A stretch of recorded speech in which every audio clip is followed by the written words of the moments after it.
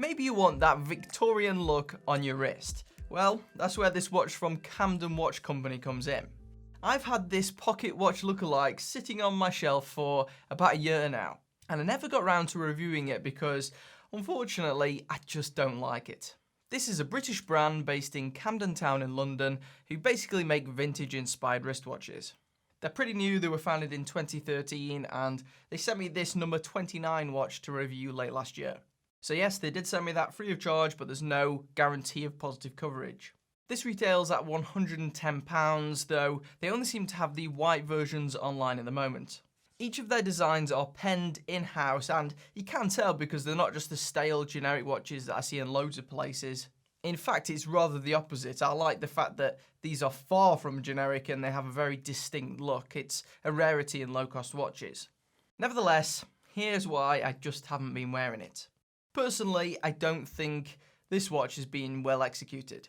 The watch feels cheap and looks disappointing compared to online, in my opinion. Let's begin with that dial. It does have that pocket watch aesthetic with the numerals around the perimeter, and it also features that retro subdial towards the center. Unfortunately, it lacks texture and it lacks depth too. Everything on here is printed, which may be historically accurate, but I just think it cheapens the appearance of the watch.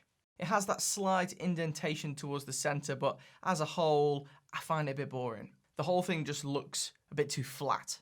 The watch itself is constructed of stainless steel with a brushed bezel and sides.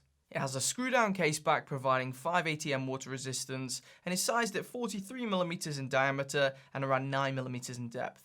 While it sounds on the large side, I would say that it wears slightly smaller than that. But that's not really my issue. The issue is it just feels a bit cheap. And it feels light considering the size. It almost feels like it's hollow. Inside this watch is a typical Japanese quartz movement that you'll find in loads of low-cost fashion watches. While these aren't necessarily bad, they are cheap. You can easily buy these yourself for a couple of pounds online. So I need to point out, you can get a variety of different watches with what I would consider to be more premium movements inside the watches than this, at this sort of price. The dial is covered by a piece of mineral crystal, which is fine considering the cost of the watch. It will provide some limited scratch protection, but again, it's nothing special. The strap that you get with this watch is unusual. It kind of looks really good and really fits the theme of this watch. But I've noticed it's incredibly thick and it almost feels a bit plasticky. I don't know why. It is only genuine leather, which is widely used at these sort of price ranges. That is a low tier of leather and it shows. I'd hazard a guess that this would wear pretty poorly over time, but to be honest, I haven't worn it enough to really give it a test out. This one also doesn't feature any quick release tabs on, which is frustrating, especially when the lugs aren't drilled either. That'll just make these strap changes a little bit more tedious compared to some of the previous watches I've had on this channel. So that's a bit of a shame. It's not a deal breaker. One thing worth pointing out is these days on the website, the straps that they're showing seem to be a little bit different from this one. So whether you'd receive a slightly newer, better version than this, I'm not sure. Maybe my judgment in this area is a bit outdated.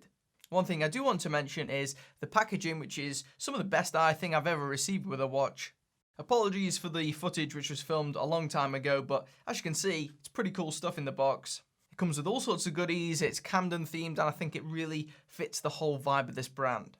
That was a pleasure to open.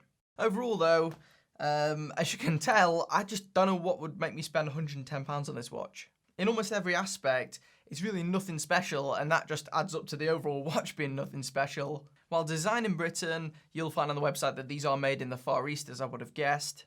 The build quality isn't great in my opinion, at least not on this model. And outside of that unique looking dial, it's not really much different to cheap fashion watches I've covered before.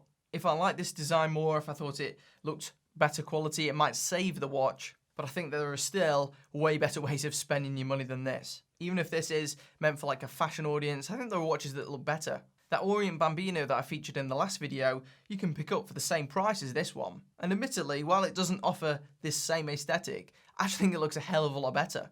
And comparing both, it's night and day the amount of quality components in the watches.